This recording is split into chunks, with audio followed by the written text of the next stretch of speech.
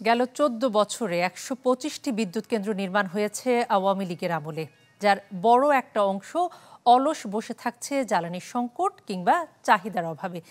এগুলোর সবই বিশেষ আইনের আওতায় অনুমোদন পাওয়ায় দুর্নীতি অনিয়মের মাধ্যমে ব্যয় বাড়ানো হয় কয়েক গুণ।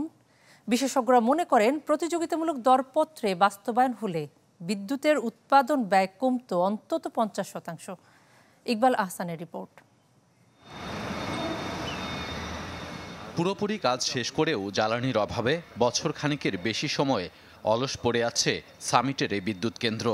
৫৮৪ মেগাওয়াট ক্ষমতার কেন্দ্রটি অনুমোদন পায় ২০১৯ সালে, যখন তীব্র গ্যাস সংকট ছিল পুরো দেশ জুড়ে। শুধু সামিট নয়, পাশের ভারতের রিলায়েন্স এবং আরেক দেশীয় কোম্পানি ইউনিক বিদ্যুৎ কেন্দ্রেরও অনুমোদন দেওয়া হয় প্রায় একই সময়ে। অথচ তখন নিশ্চয়তা দেওয়া হয়নি গ্যাস সরবরাহের, যে কারণে প্রায় ২০০০ মেগাওয়াট সক্ষমতা নিয়ে বসে আছে কেন্দ্রগুলো। অর্থাৎ সে সময় অনৈতিক সুবিধা নিতেই নজর ছিল বিশেষ একটি গোষ্ঠীর। ১২ সালের পর থেকে আমি বলবো যে এটাকে পুরো একটা নেপোটিজম এবং করাপশনের টুল হিসাবে ব্যবহার করা হয়েছে। এবং ডেফিনেটলি এখানে স্বজনপ্রীতি, যদি আমরা বলি, দলীয় স্বজনপ্রীতি করা হয়েছে। প্লাস যেগুলো দলীয় ইসের বাইরে যারা, সেখানে হয়তো অন্য ধরনের লেনদেন হয়েছে। এই সমস্ত পদ্ধতিগতভাবে আইনি ম্যানিপুলেশন করে আইন দ্বারা বেআইনিকে সুরক্ষা দিয়ে এভাবে লুণ্ঠনের একটা ক্ষেত্র পরিকল্পিতভাবে প্রস্তুত করে আজকে ১.৫ দশক ধরে লুণ্ঠন চালানো হয়েছে। গেল ১.৫ দশকে দ্রুত সরবরাহ আইনের আওতায় অনুমোদন দেওয়া হয় এরকম আরও অসংখ্য অপ্রয়োজনীয় কেন্দ্রের, যা এখন বড় বোঝা বিদ্যুৎ খাতের জন্য। শুধু তাই নয়, এই খাতের বড় অংশই এখন চলে গেছে বেসরকারি মালিকানা ও আমদানির দখলে। পিডিবির হিসাবে বর্তমানে ৮৪টি ব্যক্তি খাতের কেন্দ্রে ১৫,০০০ আর আমদানির ২৫০ মেগাওয়াট মিলিয়ে যা প্রায় ১৪,০০০ মেগাওয়াট, যা উৎপাদন সক্ষমতার অর্ধেকের উপরে। বিশেষজ্ঞরা মনে করেন, কেন্দ্রগুলো বিশেষ আইনের আওতায় বাস্তবায়ন না হলে উৎপাদন ব্যয় কমত অন্তত ৪০%। কিন্তু ১০০ কোটি টাকার একটা প্রকল্প যদি আমি ১৫০ কোটি টাকায় ছেড়ে দেই, তাহলে ওই যে ৫০ কোটি টাকার অতিরিক্ত চাপটা বা দায়টা, এটা কিন্তু এই রেট এবং এটার উপরে পড়বে। সো ডেফিনেটলি সেটা ঘটেছে। সঠিক দামে, সঠিক মানে, সঠিক মাপে পণ্য বা সেবা পাওয়া তার মৌলিক অধিকার। সেই অধিকার যখন আপনি একটা আইন করে খর্ব করেছেন, সেই আইনটাও বেআইনি। এখন বর্তমানে ১৫২টি বিদ্যুৎ কেন্দ্রের ১২৫টি নির্মাণ করা হয়েছে গেল ১৫ বছরে। উৎপাদন ক্ষমতার বিপরীতে অলস বসে থাকছে প্রায় অর্ধেক। নেপালের এক ভদ্রলোক করেছে। ইকবাল আহসান, চ্যানেল 24, ঢাকা। বিগত সরকারের আমলে জ্বালানি ও বিদ্যুৎ খাতে অনিয়মের মহোৎসব হয়েছে বলে মন্তব্য করেছেন বিদ্যুৎ, জ্বালানি ও খনিজ সম্পদ উপদেষ্টা মোহাম্মদ ফাউজুল কবির। শনিবার খুলনার খালিশপুরে রূপসা বিদ্যুৎ কেন্দ্র পরিদর্শন শেষে এমন কথা বলেন তিনি। প্রশ্ন তোলেন ৮০০ মেগাওয়াট বিদ্যুৎ কেন্দ্র নির্মাণের যৌক্তিকতা নিয়েও, যেখানে ব্যয় হয়েছে ৮,০০০ কোটি টাকা। পাইপলাইনের মাধ্যমে গ্যাস এনে কেন্দ্রটি পরিচালনার কথা থাকলেও বাস্তবে তার উদ্যোগ নেওয়া হয়নি। জনস্বার্থ না থাকায় নিজেদের নানা অনিয়ম এবং দুর্নীতির সুযোগ করে দিতেই এমন প্রকল্প নেওয়া হয়েছে বলেও জানান বিদ্যুৎ ও জ্বালানি উপদেষ্টা।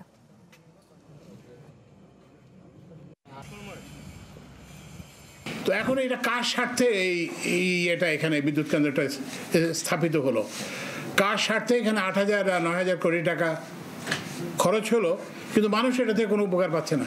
তো এবং এগুলোর হয়েছে কি, যে এখানে একটা অনিয়মের মহোৎসব হয়েছে। পেট্রোল এবং অকটেনের দাম লিটারে ৬ টাকা কমানোর সিদ্ধান্ত নিয়েছে সরকার। একই সাথে ডিজেল এবং কেরোসিনের দামও কমছে লিটারে ১ টাকা ২৫ পয়সা করে। আজ রাত ১২টা থেকে কার্যকর হবে নতুন এই দাম। বিশ্ববাজারের সাথে সামঞ্জস্য রেখে স্বয়ংক্রিয় ফর্মুলার আলোকে এই দাম ঘোষণা করা হয়েছে। বিদ্যুৎ, জ্বালানি ও খনিজ সম্পদ মন্ত্রণালয়ের প্রজ্ঞাপনে আরও জানানো হয়, প্রতি মাসে জ্বালানি তেলের মূল্য সমন্বয়ের ধারাবাহিকতায় এই সিদ্ধান্ত নেওয়া হলো। এখন থেকে ডিজেল ও কেরোসিনের নতুন মূল্য ১০৫ টাকা ৫০ পয়সা, পেট্রোল ১২১ এবং অকটেন ১২৫ টাকা লিটার দরে বিক্রি হবে। ডিজেলের দাম ১০৬ টাকা ৭৫ পয়সা থেকে ১০৫ টাকা ৫০ পয়সা, মানে ১ টাকা ২৫ পয়সা পার লিটারে কমাচ্ছে। অকটেনের দাম ৬ টাকা কমাচ্ছে। তো আপনারা বলছেন যে অকটেন, পেট্রোল এগুলো তো মানে বড় লোকরা ব্যবহার করে, তো এদেরটা ৬ টাকা কমানো, এটার কারণ হচ্ছে কি, যে এগুলোর পরিমাণ খুব কম।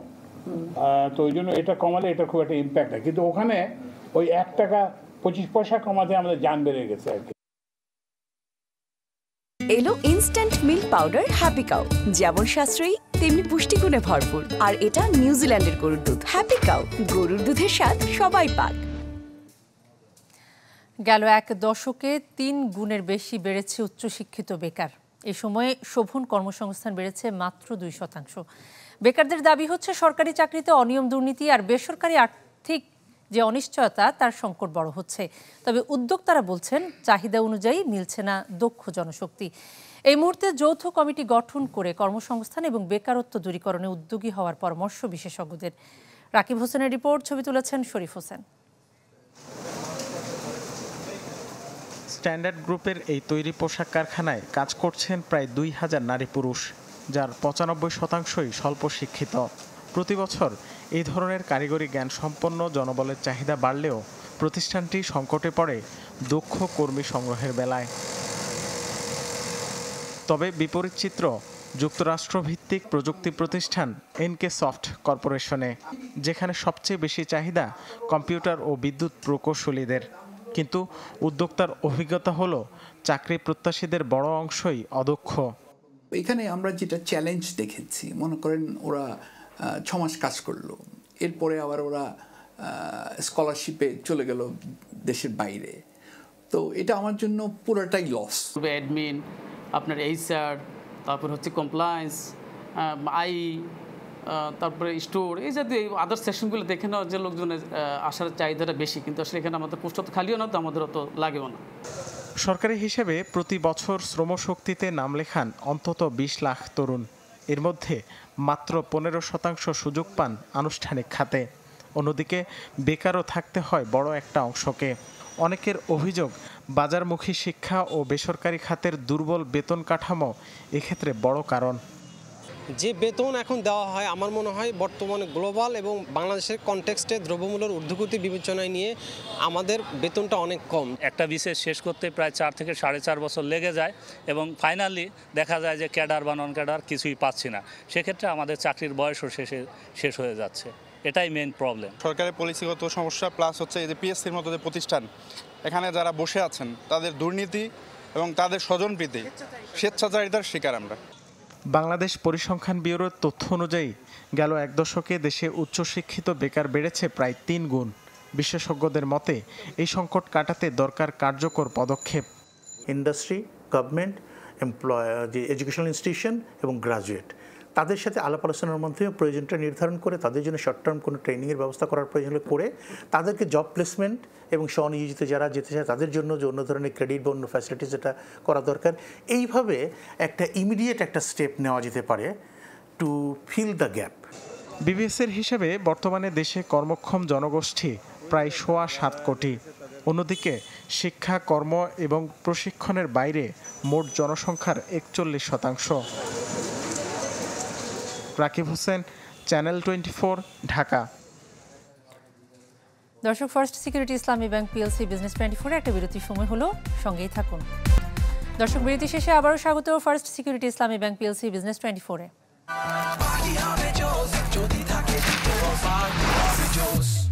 পাপরিকা আর মেক্সিকান মশলার মাইন্ড ব্লাস্টিং ফ্লেভারের ডিটোস, পার্টি হবে জোস যদি থাকে ডিটোস।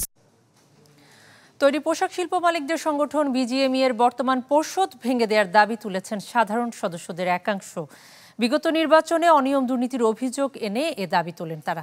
এক সংবাদ সম্মেলনে বক্তারা জানান, বর্তমান সংগঠনটির প্রায় 2500 সদস্যের মধ্যে 700ই অবৈধ ভোটার, যাদের বৈধতা দেয়া হয়েছিল ফ্যাসিবাদের দোসরদের নেতৃত্ব নিশ্চিত করতে। এই ঘটনাকে বিজিএমইএ এর ইতিহাসে নজিরবিহীন বলে দাবি করা হয়। তাই অবিলম্বে অন্তর্বর্তীকালীন পরিচালনা বোর্ড গঠন করে সুষ্ঠু নির্বাচনের আহ্বান জানান তারা।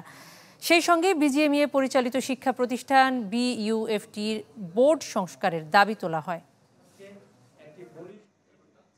এস এম মান্নান কোচির বর্তমান কমিটির সহসভাপতি খন্দকার রফিকুল ইসলামকে বিজিএমইএর পুনর্গঠিত কমিটির সভাপতি নিয়োগ সাধারণ সদস্যগণ মানে না। অবিলম্বে তার নিয়োগ বাতিল ও পরিচালনা পর্ষদকে ভেঙে দিতে হবে। যে বোর্ড এখন আছে এরা হচ্ছে করাপ্ট একটা বোর্ড, একটা অত্যন্ত পচা একটা ইলেকশনের মাধ্যমে তারা এখানে আসছে।